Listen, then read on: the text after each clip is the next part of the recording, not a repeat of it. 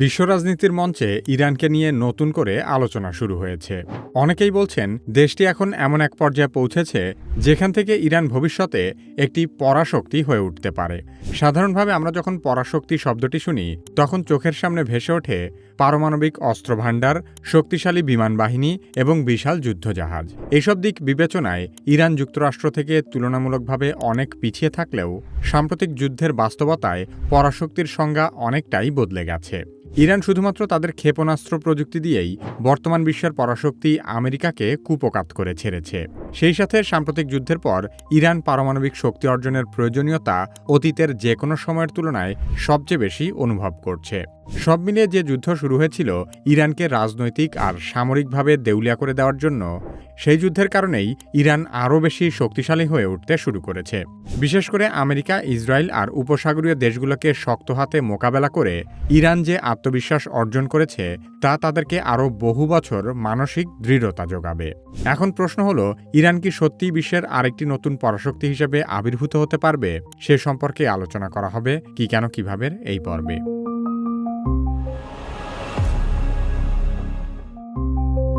আজকের বিশ্বে পরাশক্তি মানেই শুধু দৃশ্যমান সামরিক শক্তি নয়, বৈশ্বিক পরাশক্তির ভারসাম্য বদলে দিতে ইরান এমন এক ধরনের কৌশল তৈরি করেছে যা প্রতিপক্ষকে প্রথমে বিভ্রান্ত করে অপ্রস্তুত করে দিয়ে ধীরে ধীরে দুর্বল করে ফেলে।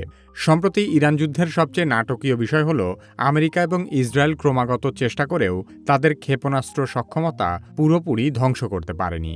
বরং ইরান বর্তমানে তুলনামূলক আরও কম খরচে বিপুল সংখ্যক ক্ষেপণাস্ত্র তৈরি করছে।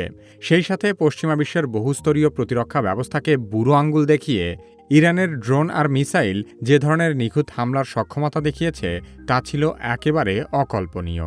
বিগত 4 দশক ধরেই ইরান এমন ভয়াবহ লড়াইয়ের প্রস্তুতি নিচ্ছিল।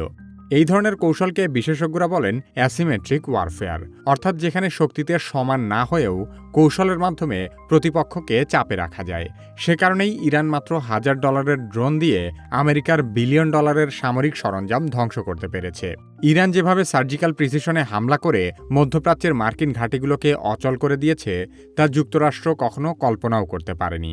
ভবিষ্যতে এসব ঘাঁটি পূর্ণ সক্ষমতা নিয়ে আবার চালু করতে আমেরিকাকে কয়েক ট্রিলিয়ন ডলার খরচ করতে হবে।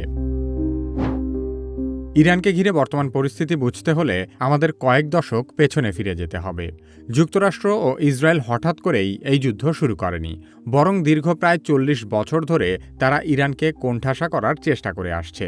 এই সময়ের মধ্যে রাশিয়া, চীন, উত্তর কোরিয়া, সিরিয়া সহ অন্যান্য দেশের উপর সম্মিলিতভাবে যত নিষেধাজ্ঞা দেওয়া হয়েছে, ইরান একাই তার চেয়ে কয়েক গুণ বেশি নিষেধাজ্ঞার সম্মুখীন হয়েছে।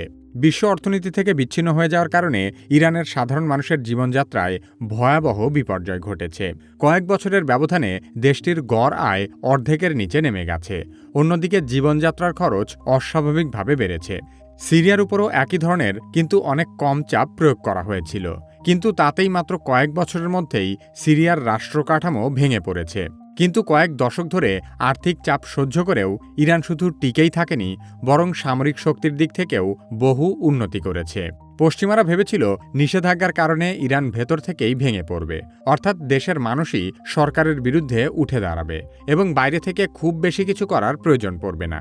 সেই প্রচেষ্টা সফল করার জন্য আন্তর্জাতিক গোয়েন্দা নেটওয়ার্কের সমন্বয়ে নানা ধরনের গোপন তৎপরতাও চালানো হয়েছে বলে বিশ্লেষকেরা মনে করেন। সে কারণেই ইরানে প্রতি 2 বছর পর পর নিয়মিত বড় ধরনের সরকার বিরোধী বিক্ষোভ দেখা দিত। সেই সাথে সরকার এবং সেনাবাহিনীর গুরুত্বপূর্ণ ব্যক্তিদের নিয়মিত হত্যা করা হয়েছে, কিন্তু কিছুতেই ইরানকে পর্যুদস্ত করা যায়নি। আমেরিকা অতীতে ঠিক একই ধরনের কৌশল অবলম্বন করে সোভিয়েত ইউনিয়নের মতো পরাশক্তিরও পতন ঘটিয়ে দিয়েছিল, কিন্তু ইরানে সেই আধিপত্যবাদী মডেল কাজ করেনি। ইরান চাইলেই মধ্যপ্রাচ্যের আরব দেশগুলোর মতো যুক্তরাষ্ট্রের সাথে আপোষ করে অনেক আরামদায়ক অবস্থানে থাকতে পারত, কিন্তু ইরান তাদের আদর্শের প্রশ্নে কোনো ছাড় দেয়নি। ফিলিস্তিন ইস্যুতে অনমনীয়তা, পশ্চিমা আগ্রাসনের বিরুদ্ধে কঠোর অবস্থান এবং ইসলামী বিপ্লবের আদর্শ ইরানের সামরিক সক্ষমতার চেয়েও অনেক বড় অস্ত্র হিসেবে কাজ করেছে। সবকিছু মিলিয়ে ইরান এমন এক অবস্থানে দাঁড়িয়ে আছে যেখানে তারা হয়তো প্রচলিত অর্থে সুপার পাওয়ার না হলেও নতুন ধরনের শক্তির মাধ্যমে বিশ্ব শক্তি কাঠামোতে বড় ধরনের পরিবর্তন আনতে যাচ্ছে।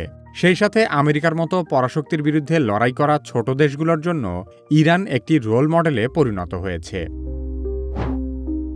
যে কৌশল দিয়ে ইরানকে ভেঙে ফেলার চেষ্টা করা হয়েছিল সেটি ইরানের জন্য শাপেবর হয়েছে। ইরানের সর্বোচ্চ নেতাসহ গুরুত্বপূর্ণ ব্যক্তিদের হত্যা করে সরকারের ভেতর থেকে পতন ঘটানোর পরিকল্পনা উল্টো ইরানের জাতীয় ঐক্যকে আরও দৃঢ় করেছে। দীর্ঘদিনের চাপ ইরানকে দুর্বল করার বদলে তাদের সহনশীলতা ও অভিযোজন ক্ষমতা আরও বাড়িয়ে দিয়েছে। বিশ্ব অর্থনীতির অন্যতম গুরুত্বপূর্ণ জলপথ হরমুজ প্রণালীকে ইরান একটি কার্যকর সমরাস্ত্র হিসেবে ব্যবহার করেছে। অথচ এই যুদ্ধের আগে ইরান কখনো তাদের ভৌগোলিক অবস্থানকে কাজে লাগিয়ে পশ্চিমাদের উপর চাপ সৃষ্টি করতে পারেনি। তার মানে যুক্তরাষ্ট্র এবং ইসরায়েলই ইরানকে তাদের ফেলে রাখা একটি অস্ত্রকে নতুনভাবে ব্যবহারের সুযোগ করে দিয়েছে, যার কারণে হরমুজ এখন বিশ্ব অর্থনীতির সবচেয়ে গুরুত্বপূর্ণ এনার্জি চোক পয়েন্টে পরিণত হয়েছে। ইতিহাসের দিকে তাকালেও দেখা যায় প্রাচীন পারস্য বা আধুনিক ইরান বহু সাম্রাজ্যের আক্রমণের মুখোমুখি হয়েও হারিয়ে যায়নি, বরং বারবার নিজেদেরকে নতুনভাবে গড়ে তুলেছে। বিশ্বের সবচেয়ে প্রাচীন সভ্যতার এই দেশে ঐতিহাসিকভাবেই মানুষ অনেক বেশি আত্মমর্যাদা এবং অদম্য মনোভাবের অধিকারী। সব মিলিয়ে ইরানের শুধু সামরিক শক্তিই নয়, বরং তাদের সমাজ ব্যবস্থা, রাজনৈতিক কাঠামো এবং দীর্ঘদিনের সংগ্রামের ইতিহাসও তাদেরকে আঞ্চলিক শক্তি থেকে বিশ্বমঞ্চে এনে দাঁড় করিয়েছে। ইরান কি সত্যিই বিশ্বের আরেকটি নতুন পরাশক্তি হিসেবে আবির্ভূত হতে পারবে কিনা তা নিয়ে পক্ষে বিপক্ষে উভয় দিকেই যুক্তি দিচ্ছেন বিশ্লেষকেরা। কেউ কেউ বলছেন ইরান সুপার পাওয়ার বা পরাশক্তি হিসেবে নয়, বরং পিভোটাল পাওয়ার বা ব্যাঘাতকারী আঞ্চলিক শক্তি হিসেবে নিজেদেরকে প্রতিষ্ঠিত করতে পেরেছে। মার্কিন গণমাধ্যম নিউ ইয়র্ক টাইমসের একটি বিশ্লেষণে বলা হয়েছে যে ইরান এখন যুক্তরাষ্ট্র, চীন ও রাশিয়ার পাশাপাশি একটি নতুন গ্লোবাল পাওয়ার সেন্টার হয়ে উঠেছে, যাকে প্রধান তিনটি পরাশক্তির পর চতুর্থ পরাশক্তি হিসেবে বিবেচনা করা যায়। তবে অনেক বিশ্লেষকের মতে পরাশক্তি হতে হলে দরকার হয় বিশাল অর্থনীতির। বর্তমানে ইরানের নমিনাল জিডিপি মাত্র $225 বিলিয়ন। নমিনাল জিডিপি মানে হল মুদ্রাস্ফীতি সমন্বয় না করে বর্তমান বাজার মূল্য। ধারণা করা হয় ইরানের মুদ্রাস্ফীতির হার বর্তমানে প্রায় 40%। সেই সাথে যুদ্ধ এবং নতুন নিষেধাজ্ঞার কারণে 2026 সালে ইরানের অর্থনীতি আরও 10% সংকুচিত হতে পারে। গ্লোবাল ফায়ার পাওয়ার ইন্ডেক্স অনুযায়ী 2026 সালে ইরানের সামরিক বাহিনীর অবস্থান ছিল 16তম। কিন্তু ইরানের নৌবাহিনী বর্তমানে অনেকটাই ধ্বংস হয়েছে, সেই সাথে মিসাইল কারখানাও ক্ষতিগ্রস্ত হয়েছে। তাই বলা যায় কনভেনশনাল যুদ্ধে মার্কিন ইসরায়েল আক্রমণের কাছে ইরান অনেকটাই পরাস্ত হয়েছে। তারা এখনও পর্যন্ত টিকে আছে শুধু ভৌগোলিক অবস্থান এবং দক্ষ রণকৌশলের কারণে। বৈশ্বিক সফট পাওয়ার এবং অ্যালায়েন্সের দিক থেকেও ইরানের অবস্থা যে খুব বেশি ভালো তেমনও নয়। রাশিয়া চীনের সাথে অতীত সম্পর্কের কারণে সাম্প্রতিক যুদ্ধে ইরান কিছুটা সুবিধা পেলেও দেশটির ঘনিষ্ঠ দুই মিত্র ইরানের হয়ে আমেরিকার বিরুদ্ধে সরাসরি যুদ্ধে নামেনি। সেই সাথে হুথি, হিজবুল্লাহ, ইরাকি মিলিশিয়া বা হামাসের মতো ইরানের আঞ্চলিক প্রক্সি নেটওয়ার্ক অতীতের তুলনায় অনেকটাই দুর্বল হয়ে পড়েছে। তাই একাধারে অর্থনৈতিক, সামরিক কিংবা বৈশ্বিক রাজনৈতিক প্রেক্ষাপট কোনো দিক থেকেই ইরান নতুন পরাশক্তি হওয়ার অবস্থানে নেই। কিন্তু বর্তমান বিশ্বের শীর্ষ পরাশক্তি আমেরিকার বিরুদ্ধে এতদিন যুদ্ধে টিকে থাকাটাও ইরানের ছোট কোনো অর্জন নয়। সাম্প্রতিক ইরান যুদ্ধের মূল কারণ যতটা না রাজনৈতিক, তার চেয়েও অনেক বেশি ধর্মীয়। এই যুদ্ধের নেতৃত্ব দেওয়া আমেরিকার প্রতিরক্ষামন্ত্রী পিট হেগসেথ এই যুদ্ধকে ইরানের বিরুদ্ধে ক্রুসেড হিসেবে দেখছে। এমনকি তার শরীরে সে কাফির লিখে ট্যাটু করেছে, যা তার কট্টর ইসলাম বিদ্বেষের প্রমাণ। যুক্তরাষ্ট্র ইসরায়েল বনাম ইরানের যুদ্ধ কেন আদতে একটি ধর্মযুদ্ধ সে সম্পর্কে জানতে চাইলে কিভাবে এই ভিডিওটি দেখতে পারেন। বর্তমান সময়ে এআই না শিখলে আপনি নিশ্চিতভাবেই পিছিয়ে পড়বেন। যারা নিজে নিজে এআই এর ব্যবহার শুরু করতে ভয় পাচ্ছেন, তারা কিভাবে একাডেমির এআই দক্ষতা কোর্সে ভর্তি হতে পারেন। ভিডিও ডেসক্রিপশন ও পিন কমেন্টে কোর্সের লিংক দেওয়া আছে।